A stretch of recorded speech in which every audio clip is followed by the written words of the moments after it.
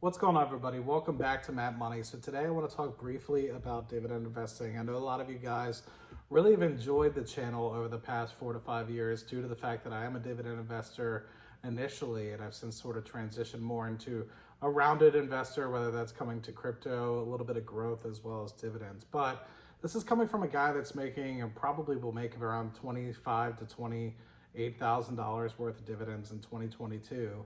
And I just want to take this moment to realize over the past 5 to 6 years, some of the experience that I've gotten and some of the tips that I've kind of realized along the way with some of the experience that I've been able to get.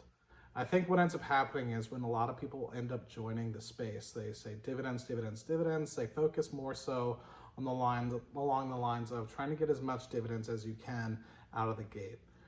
In my opinion, you need to look at the end goal and build yourself up from there, right? Kind of look at the whole piece of where you want to be, where you want to get to, and kind of take the actions that you need to get to in order to get there.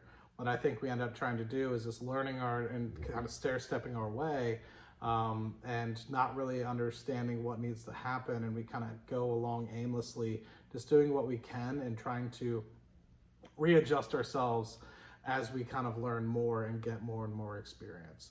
So hopefully with this quick conversation that I'm about to give you guys, it provides a little bit of context. It provides a little bit of experience for you guys.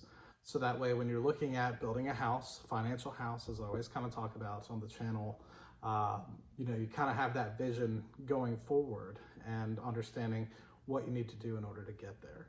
So what I encourage folks to do when anybody invests, whether you're a dividend investor, growth investor or not, maybe you're a trader or what have you, is just to understand what your objective is. What are you trying to achieve? What is the end goal? And so what I mean by this is, let's just say, for example, you need to make $50,000 a year. That's the goal. You could achieve $50,000 a year in dividend income in a multitude of different ways. You could do that through having $5 million and earning a 1% dividend from all your portfolios. You could do that with a $500,000 portfolio yielding 10% from your dividend stocks. So I just encourage people to kind of take knowledge of that. That's a very wide range of outcomes. You have 500,000, you have 5 million, both of which are yielding $50,000 in terms of income, which is what you need, right? So somebody like myself, I want to get to around $120,000 a year in dividend income. But I also would want to make sure that it's high quality income. If the push came to shove, it's not going to go to $30,000 or $60,000 of income overnight. So what I want to be sure is if I were to be investing wholly into dividend paying stocks, that they would yield anywhere between 3 to 4%, maybe even less if I have the opportunity, and making sure that they're in high quality companies that are unlikely to cut the dividend. I would be much rather to have that additional capital be in the portfolio to make sure that I have the ability to have that happen, rather than say cheat and try to go with a high dividend paying stock that doesn't necessarily have the cash flow stability to pay an absurd dividend over the course of many times, especially when times get rough, recessions and stuff of the like. And you can utilize an example in the 2020 timeframe of oil companies. A lot of oil companies cut the dividend because times got hard. Commodity prices kind of went through the bottom, and unfortunately that wasn't able to sustain cash flows to be able to pay the dividend, and it really worried debt holders. It's also with the fact that you had a lot of people leaving the space going towards more ESG stuff.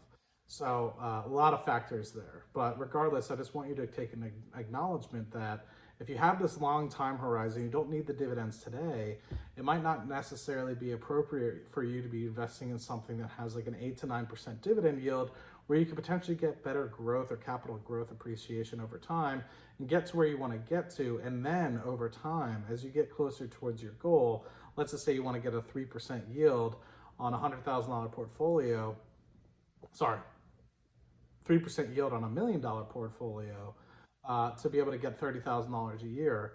That's kind of your goal. Then once you get to the $1 million, then you can slowly transition over time to getting the dividend portfolio in order. It doesn't make sense to invest in, say, companies that are heavily focusing on dividend returns, because those companies might be more mature. They might not be innovating as much. They might not grow. They're mature, so they don't have the money to reinvest back into the business because, let's just be honest, it's a mature business. They don't really anticipate growing too much more, which is why they're giving money to shareholders. It would also be conscious of people to understand the difference between dividend growth companies and just high dividend paying companies. Dividend growth companies are, think of your Microsofts, your Apples, maybe not companies you would initially think are huge dividend growth companies, but what that means is they're paying a dividend and they're raising it slowly over time, but their cash flows are growing so much that they have this ability to raise it 10, 15% a year. And I think when people quote the fact that 50 or 60% of the returns over the past however many years of the S&P 500 comes from those companies, that's really the main sort of stay that happens, right? You think about the big companies that you would think of dividend payers, GE, Altria Group, oil and gas companies. A lot of those companies go through dividend cuts, what you've probably seen over the past 5 to 10 years.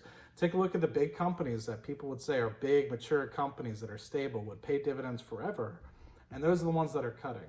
Meanwhile, you have these companies that are continuing to innovate, continuing to grow, being conscious about the dividend, have anywhere between a 1, 2, maybe even 3% dividend yield, and those are the ones that are continuously raising the dividend year after year. Think of your Pepsis, your Coca-Colas.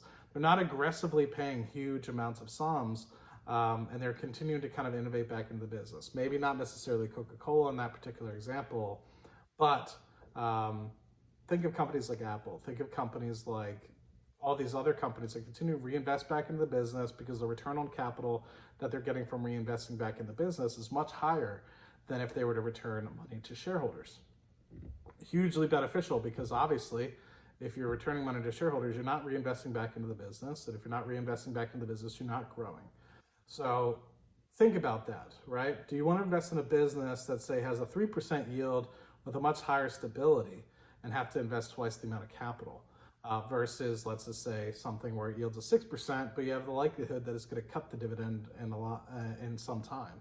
I know what I'd rather choose, and I'd rather kind of get to the place where I have a little bit more capital, a little bit more cushion, and accelerate or bump up the dividend yield if I needed to. And it kind of gets me to the XYLD, QYLD sort of conversation where people are looking for 9, 12% yields. And to me, that's really the only thing that you're going to get, right, is income. And if you're just kind of using it as income, your portfolio isn't going to grow in terms of the total capital appreciation.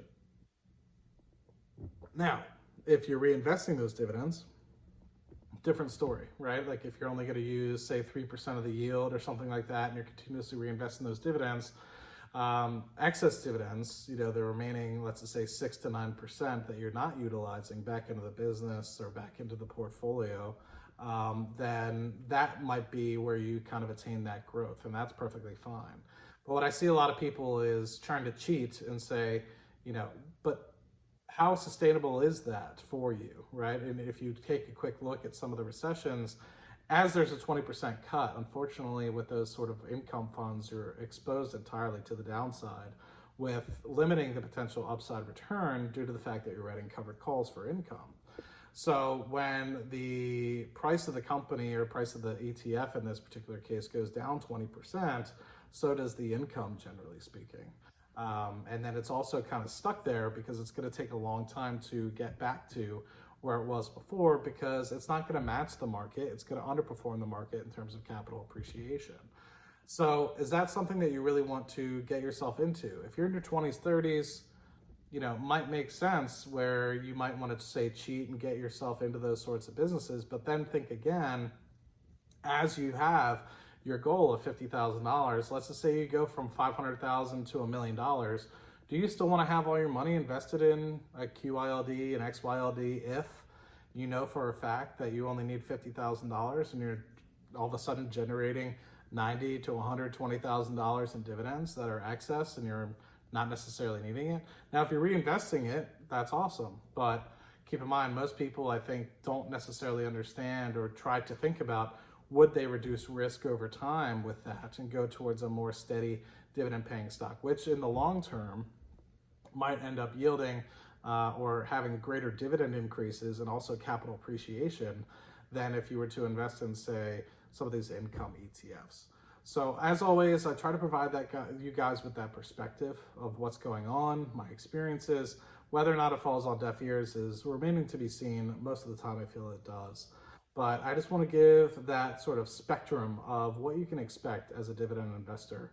And I think that's going to be a new spin as I kind of talked with some people to hopefully continue to push in that sort of direction, providing you guys with that dividend sort of knowledge. And with that, I'm going to sign off. I'll post this video. Hopefully you guys enjoy it. And yeah, don't just always be chasing the high yields, man. And kind of think about it. Would you rather invest in a company that has a lower yield but greater stability and future potential for growth, or something where you're kind of getting your dividends now with the potential that might be cut later? And that's really a decision up to you. That's up to your perspectives and where you kind of are in your investing career. And if you have the capital where you're at or not, then maybe you do have to cheat in order to get the numbers up. You know, maybe you do need that 7% because, hey, that's just unfortunately how much money you got.